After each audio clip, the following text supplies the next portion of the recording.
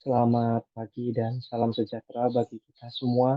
Perkenalkan, saya Stefanus Rumangkit, salah satu peserta lomba narasi kitab suci dari lingkungan Santo Gerasius. Di mana pada lomba narasi kitab suci ini saya mencoba akan menarasikan kembali bacaan tentang perapian yang menyala-nyala.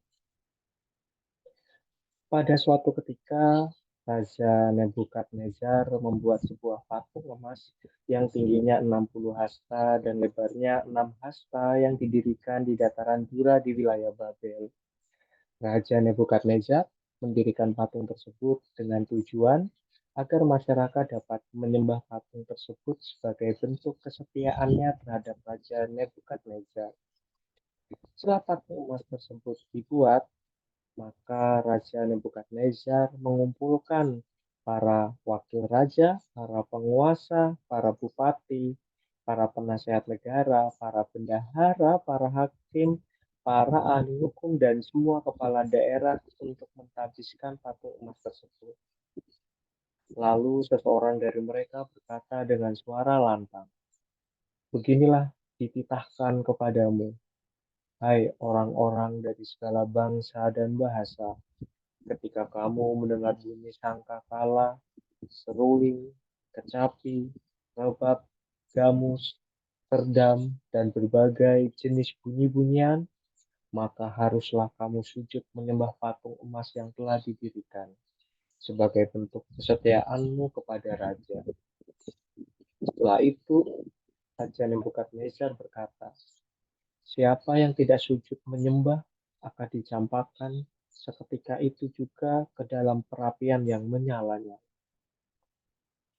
Maka ketika orang-orang mendengar bunyi sangkakala, seruling, kecapi, rebab, gamus, serdam, dan berbagai-bagai jenis bunyi-bunyian, mereka secara langsung menyembah patung tersebut. Lalu muncullah seorang kasdim dan berkata, "Tuan Rajaku, ada beberapa orang Yahudi yang tidak mengindahkan titah Tuan Rajaku."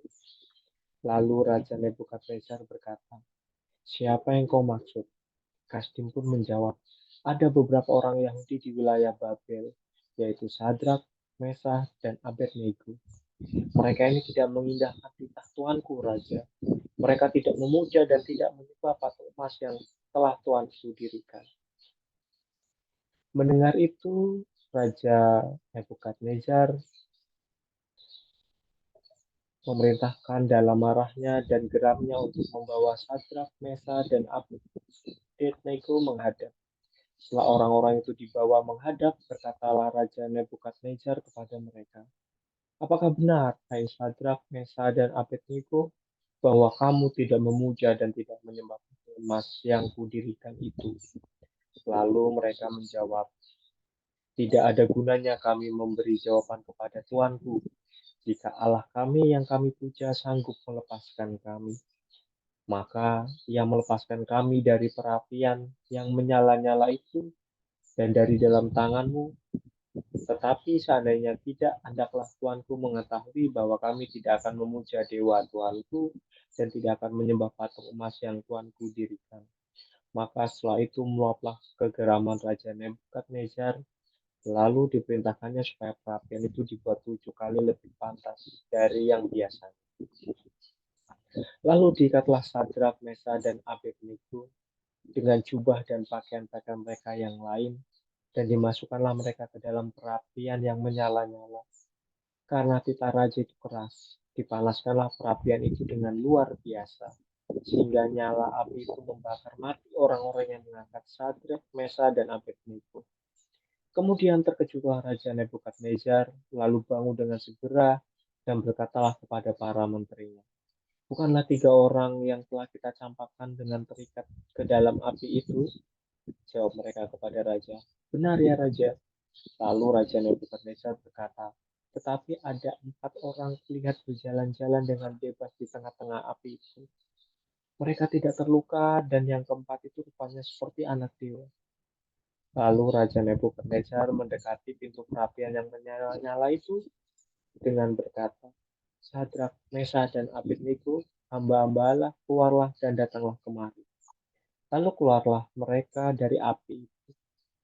Dan para wakil raja, para penguasa, para bupati, para menteri setelah raja datang berkumpul, mereka melihat bahwa tubuh orang-orang ini tidak mempan oleh api, bahwa rambut di kepala mereka tidak hangus, jubah mereka tidak berubah apa-apa, bahkan bau kebakaran pun tidak ada pada mereka. Lalu berkata Raja Nebukadnezar, terpujilah Allahnya Sadrak, Mesa, dan Abednego. Ia telah mengutus malaikatnya dan melepaskan hamba-hambanya yang telah menaruh percaya kepadanya dan melanggar titah raja, dan yang menyerahkan tubuh mereka karena mereka tidak mau memuja dan menyembah Allah manapun kecuali Allah mereka.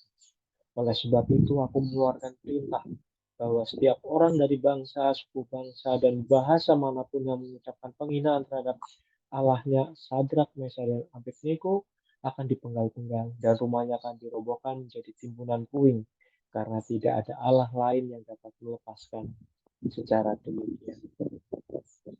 Demikianlah Romo, Suster, Bapak, Ibu, Saudara-saudari, serta adik-adik sekalian narasi mengenai bacaan kerapian yang bernyala-nyala.